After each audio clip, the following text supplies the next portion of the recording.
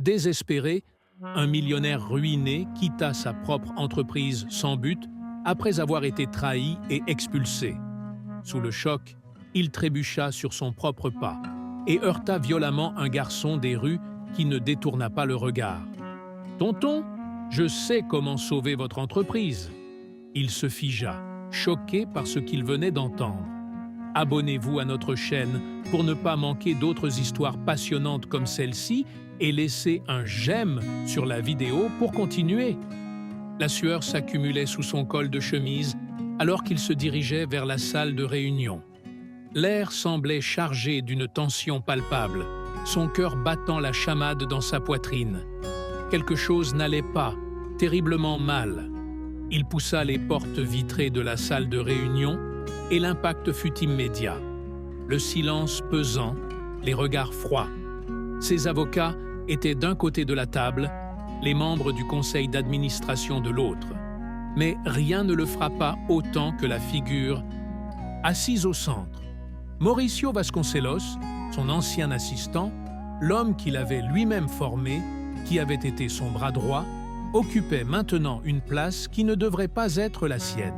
Henrique se figea un instant, refusant de croire ce qui se passait sous ses yeux. Que se passe-t-il? Sa voix sortit plus dure qu'il ne l'avait prévu, mais chargée d'une tension qu'il ne pouvait dissimuler.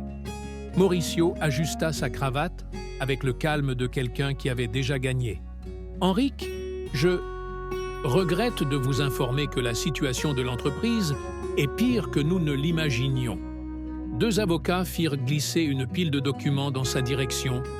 Rapports, déclarations, dettes. Les pages tremblaient légèrement dans ses mains, tandis qu'il parcourait les documents. À chaque ligne qu'il lisait, un nœud se formait dans son estomac, un poids écrasant. « Ce n'est pas possible », murmura-t-il, la gorge sèche. « Malheureusement, si », interrompit l'un des actionnaires, sans la moindre trace d'empathie. Il y a des preuves que l'entreprise est insolvable.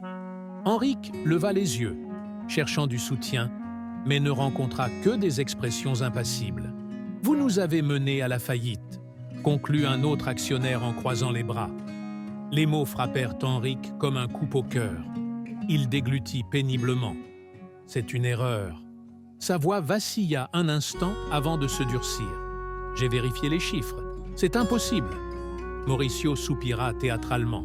« Vous pouvez vérifier à nouveau, mais les banques n'attendront pas. » Le bruit des chaussures en cuir d'Henrique Albuquerque résonnait dans l'immense couloir, chaque pas plus lourd que le précédent. Les procédures fiscales ont déjà été lancées. Vos biens sont gelés. Le monde tourna un instant. L'air semblait raréfié. Comment cela avait-il pu arriver? Comment personne ne l'avait-il averti? Il essaya de se remémorer les contrats, les transactions, mais tout semblait flou. Henrique serra les poings. Quoi qu'il se passait, ce n'était pas une erreur, c'était un coup monté.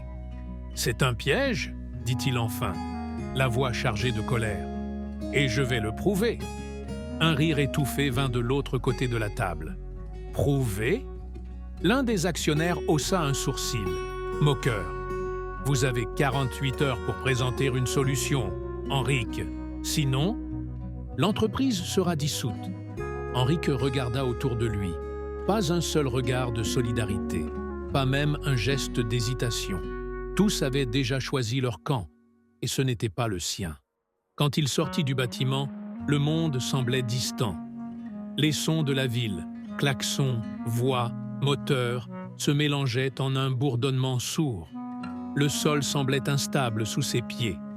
Son empire s'effondrait, et il n'avait personne. « Monsieur, je sais comment sauver votre entreprise. » Henrique s'arrêta net. « Pardon ?» Il cligna plusieurs fois des yeux avant de tourner la tête. Un jeune garçon de rue, maigre, vêtu de haillons, mais avec un regard plus vif que quiconque de son âge. Henrique faillit l'ignorer.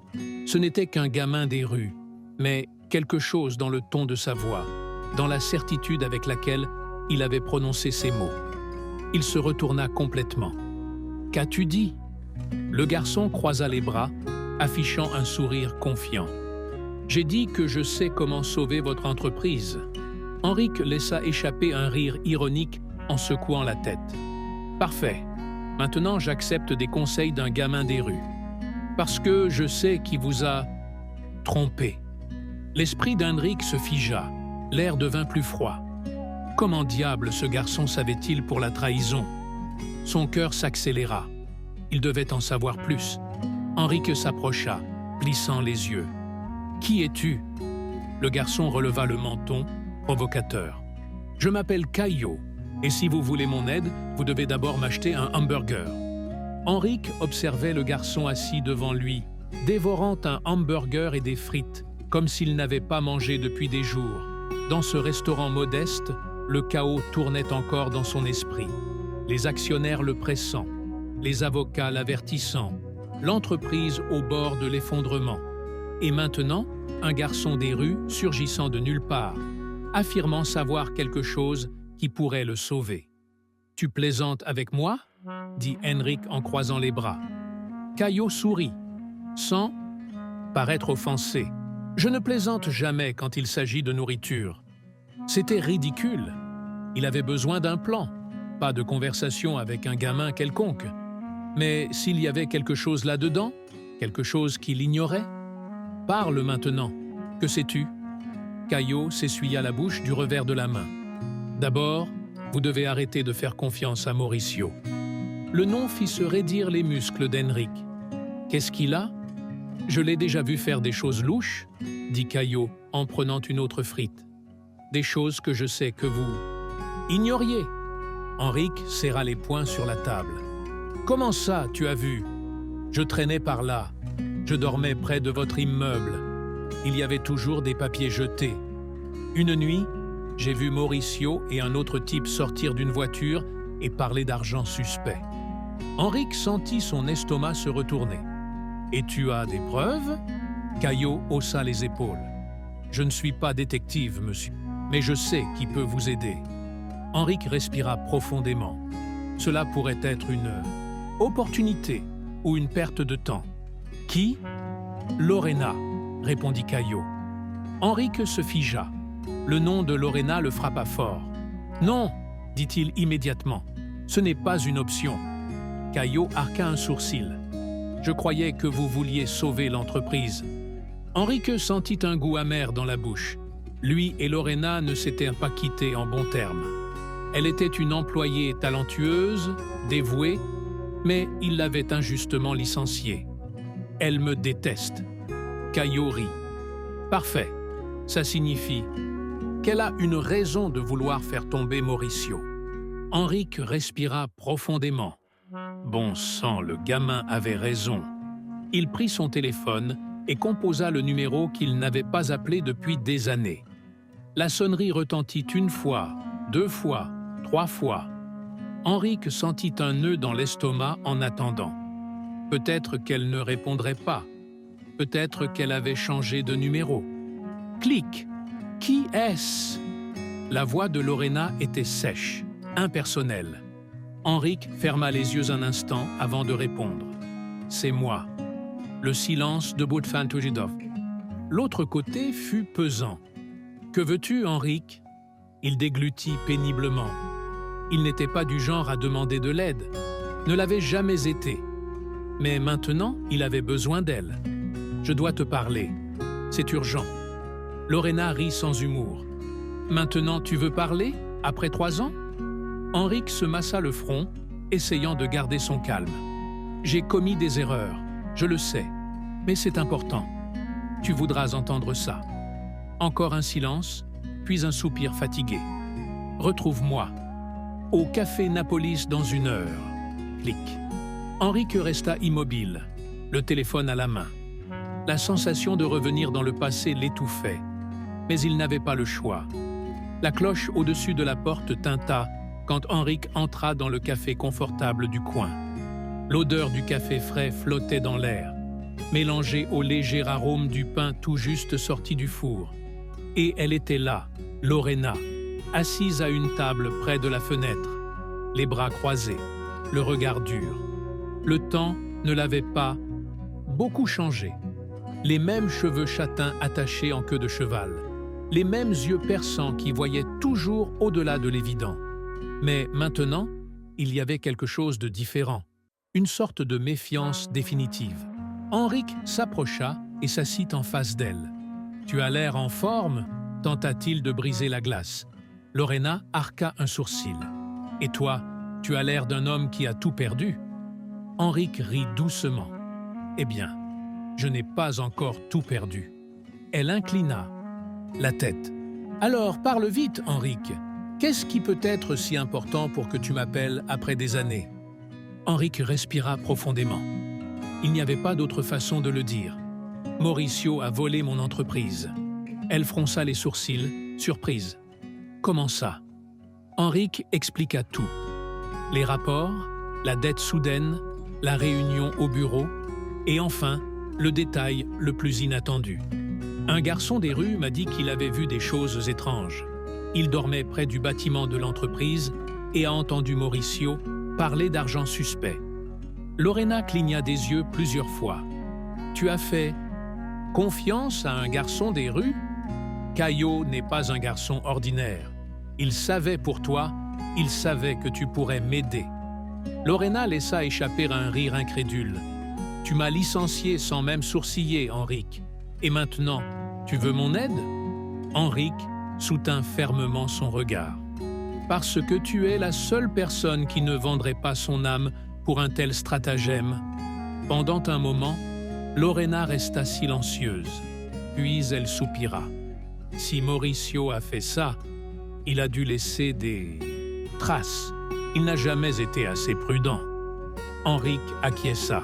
« Tu as encore accès à d'anciens documents? » Alors, ce hamburger... Henrik se massa les tempes. Que faisait-il? Quelque chose qui pourrait prouver qu'il a détourné de l'argent?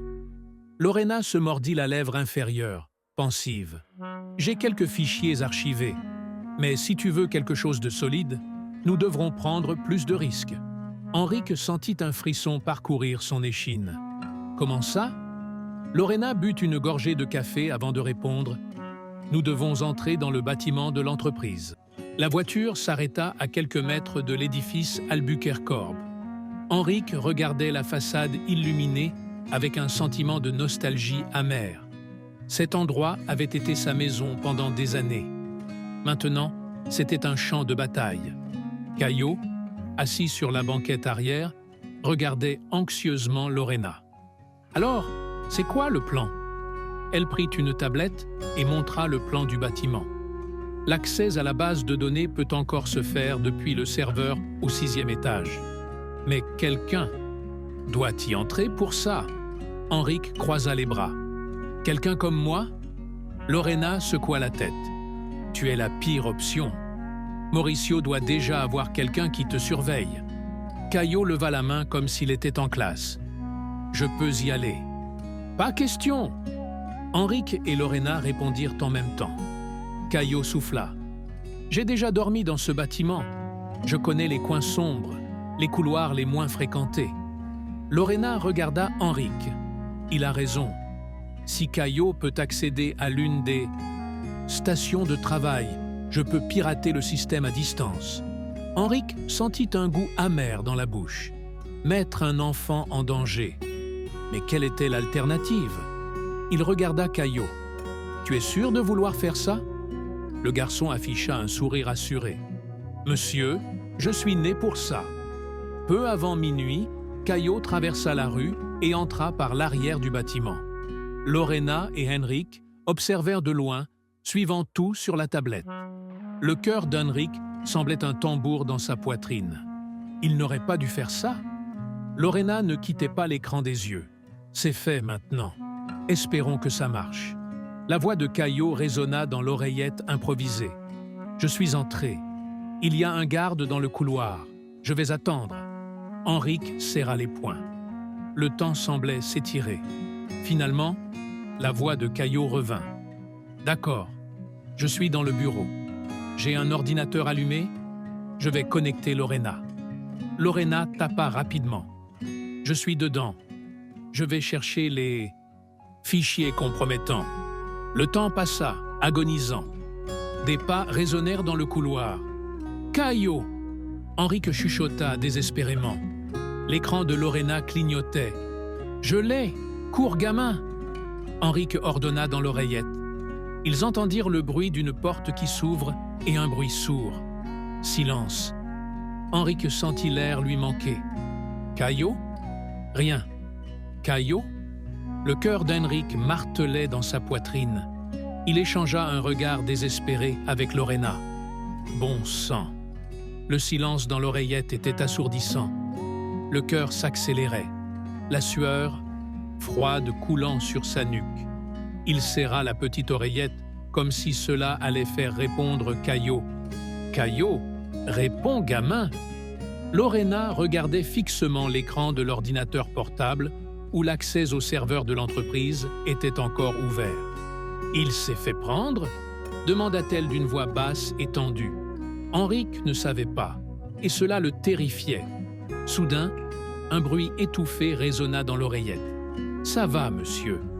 La voix de Caillot était murmurée, chargée d'adrénaline. « Ils ont failli m'avoir, mais je me suis caché dans le placard du matériel de nettoyage. » Henrique poussa un soupir de soulagement et passa la main sur son visage. Mais la tension continuait de marteler dans sa tête. « Ne refais plus jamais ça. Relax. » Caillot rit doucement. « J'ai l'habitude. Je peux sortir maintenant. » Lorena tapait encore frénétiquement sur l'ordinateur portable. « Il y a un problème. » Henrique se tourna vers elle, la respiration accélérée. « Quoi ?» Lorena se mordit la lèvre inférieure et tourna l'écran de l'ordinateur portable pour qu'il voie. Les fichiers que nous avons récupérés ne concernent pas seulement les détournements financiers de Mauricio. Il y a quelque chose de plus grand ici, beaucoup plus grand. Henrique plissa les yeux et analysa l'écran. C'était un tableau de transactions financières, mais les montants étaient absurdement élevés, beaucoup plus d'argent que n'importe quelle fraude interne ne pourrait expliquer. Ça n'a pas de sens. Lorena regarda Henrique, son expression grave. Ce n'est pas juste du détournement d'argent, on dirait un système beaucoup plus complexe. L'estomac d'Henrique se retourna. Mauricio est impliqué dans quelque chose de bien pire que ce que nous imaginions. Dans l'oreillette, la voix de Caillot devint plus basse, presque un murmure désespéré. « Mince !» Henrique se raidit. « Quoi ?» 2 gardes sont entrés à l'étage. Ils fouillent tout. Henrique regarda Lorena, le visage pâle. « S'ils le trouvent, nous sommes fichus. » Caillot respira profondément dans l'oreillette. « Je vais essayer de sortir par le couloir latéral. Prévenez-moi si vous voyez quelque chose sur le système. » Lorena tapait le plus vite possible. « Ils sont plus près de l'escalier principal. Tu as le temps si tu es rapide. » Caillot se déplaça. Henrique pouvait entendre sa respiration haletante. Soudain, un bruit métallique, un objet qui tombe. « Qu'est-ce que c'était que ça ?» murmura Henrique, sentant le désespoir se répandre. « Désolé, j'ai heurté un chariot de nettoyage », répondit Caillot doucement. Henrique retint sa respiration, puis un son qui glaça son échine. « Hé, qu'est-ce que c'était que ça ?» La voix grave d'un des gardes résonna dans l'oreillette. Lorena écarquilla les yeux. « Caillot, sors de là maintenant !» Finalement, après ce qui sembla une éternité, « Je suis sorti !» Henrique relâcha enfin l'air qu'il retenait. « Plus jamais ça !» Caillot rit doucement. « C'était intense, non ?» Lorena maintint les yeux sur le système de l'entreprise. « Ces documents vont tout changer. » Henrique regarda le chaos autour de lui. Mauricio était fini. Mais le plus important, il avait retrouvé quelque chose de plus précieux que son entreprise. Une nouvelle famille, une équipe qui croyait en lui et était prête à tout risquer pour la justice. Le soleil commençait à se lever sur la ville, marquant le début d'une nouvelle ère. Henrique regarda Caillot et Lorena. « Maintenant, nous reconstruisons ensemble. »